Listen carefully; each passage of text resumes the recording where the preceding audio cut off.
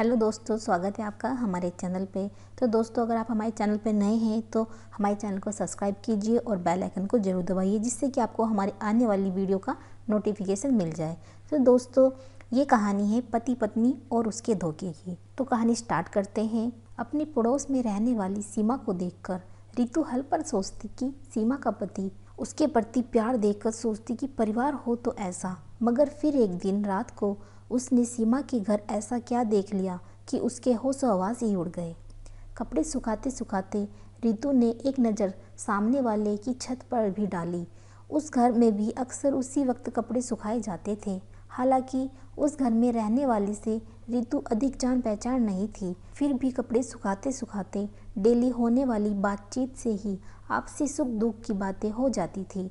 बातों ही बातों में रितु को पता चला कि उस महिला का नाम सीमा है और उसके पति का नाम नीरज है। वह एक आईटी कंपनी में मैनेजर है और घर के पास ही जो कंपनी है उसमें ही है। नीरज और सीमा को एक बेटा है और एक बेटी है। उसके लड़के का नाम अनुज और बेटी का नाम परी था। उनका छोटा सा खुशहाल परिवार था।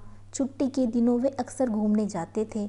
नीरज जी बहुत ही सुंदर एवं हैंडसम स्वभाव के इंसान थे। यह रितु को भी नजर आता था, पर सीमा खुद भी सदा उनकी तारीफों के पुल बांधा करती थी।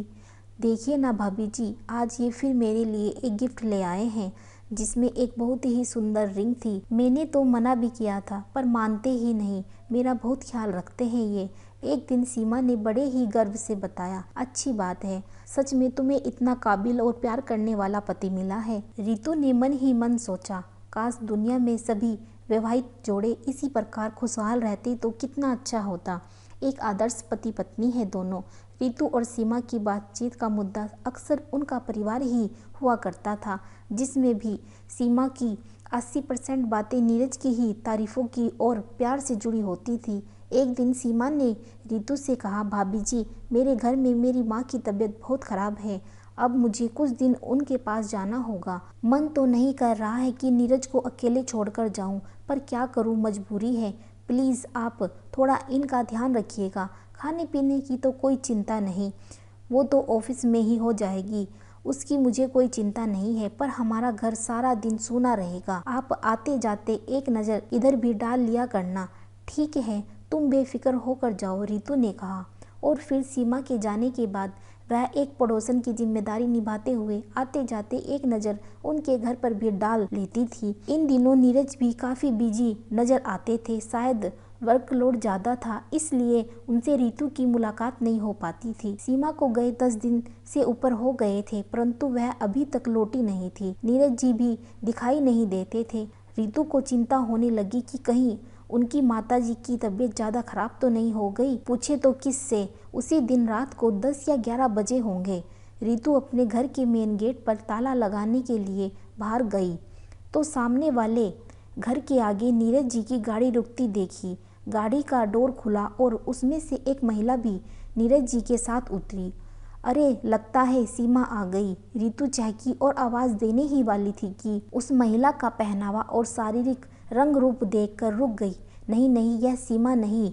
सीमा कभी ऐसे कपड़े नहीं पहनती है और ना ही वह इतनी पतली है। बालों का स्टाइल भी सीमा से बिल्कुल अलग है। यह सीमा नहीं, कोई और है। सोचकर रितु दरवाजे के पीछे छिप खड़ी हो गई। उसने देखा कि नीरज जी ने उस महिला को घर के अंदर चलने का इशारा किया और फिर दोनों घर के अंदर चले गए। हो सकता है यह नीरज जी की कंपनी में काम करती हो, किसी काम की वजह से आई हो, रितु ने सोचा। पर रात के 11 बजे ऐसा क्या काम है, कहीं कोई गड़बड़ तो नहीं। रितु को बड़ा अटपटा सा लग रहा था। इसी सोच में उसे सारी रात नींद नहीं आई। उसका सर भारी होने के कारण वह अगले दिन सुबह जल्दी उठ गई ताकि चाय वाय बनाकर पी सके। सोचा पहले बाहर से अखबार ले आती हूँ। अखबार सुबह 6 बजे तक आ ही जाता है। सोचकर रितु बाहर बरामदे में निकली तो नीरज जी को उसी महिला के साथ घर से बाहर निकल गाड़ी की ओर जाते देखा। अचानक नीरज की भी नजरें रितु की नज़रों से मिली और तभी झुक भी गई, मानो उनकी कोई चोरी पकड़ी गई हो। वो चुपचाप गाड़ी में बैठ गए, साथ में वह महिला भी। शायद वे उसे छोड़ने जा रहे थे। रितु का भ्रम सही था। बाप रे बाप, कितना बड़ा कमीना बहरूपिया है यह आदमी। दिखाने को तो अपनी पत्नी से इतना प्रेम करता है और उसके पीछे यह गुल खिला रहा है। रितु मन ही मन बहुत किलसी।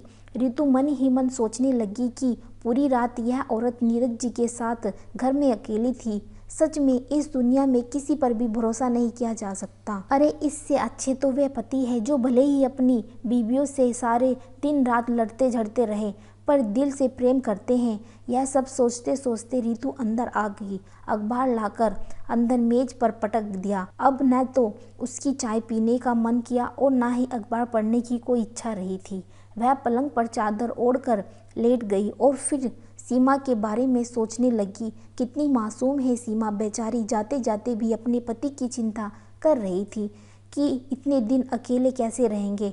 पर यहाँ तो अलग ही मंजर है। लगता है नीरज जी इसी दिन का इंतजार कर रहे थे। आने दो सीमा को, यदि इन बाबूजी की पोल ना खोली तो मेरा नाम भी रितु नहीं। जब सीमा इन्हें आड़े हाथों लेगी तब पता चलेगा बच्चों को, सारी मौज मस्ती भूल जाएंगे। जनाब ऐसे पतियों को तो सबक सिखाना ही चाहिए। पत्नियों की तो जरा सी भी गलती इन्हें बर्दाश्त नहीं होती और खुद चाहे कुछ भी करे। अरे वाह, यह कोई बात हुई मर्द जात की। यह तो सरासर अन्याय है पत्नियों के साथ। यह विश्वासघात है, उन्हें इसका फल मिलना ही चाहिए। सोचते सोचते रितु को फिर नींद आ गई। उस दिन छुट्टी का दिन था। रितु ने बालों को शैम्पू किया और साथ ही कुछ कपड़े धो लिए। वह बाल खुले छोड़कर छत पर गई ताकि धूप में बाल भी सूख जाए और कपड़े भी। तभी उसकी नज़र फिर सामने वाली छत पर पड़ी।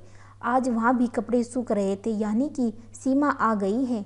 मुझे उससे मिलकर आना चाहिए। जाकर उसके माँ की तबीयत का भी पूछ लूँ और उसके पीछे से उसके पति ने जो कारनामा किया है उसकी भी जानकारी बातों ही बातों में उसे दे दूँ ताकि वह आगे से सतर्क रहे।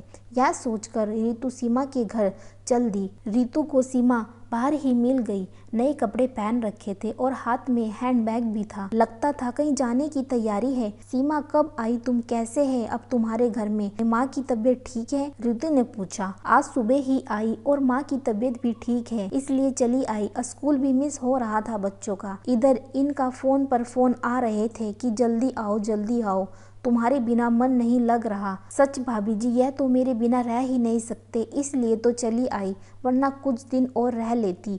तभी नीरज जी भी आ गए। परी उनकी गोद में थी और बेटे ने भी उनका हाथ पकड़ रखा था। परी भी उनसे पापा पापा कहकर लिपट रही थी। हेलो परी बेटा, हेलो अनुज बेटा, कैसे हो? जानते हो तुम्हें मैंने बहुत मिस किया। दोनों को रितु ने नीरज की ओर देखते हुए परी से कहा तो नीरज जी ने नजरें झुका ली। फिर हिचक से नीरज से नजरें उठाकर रितु की ओर देखा, मानो अपना अपराध मान रहे हो।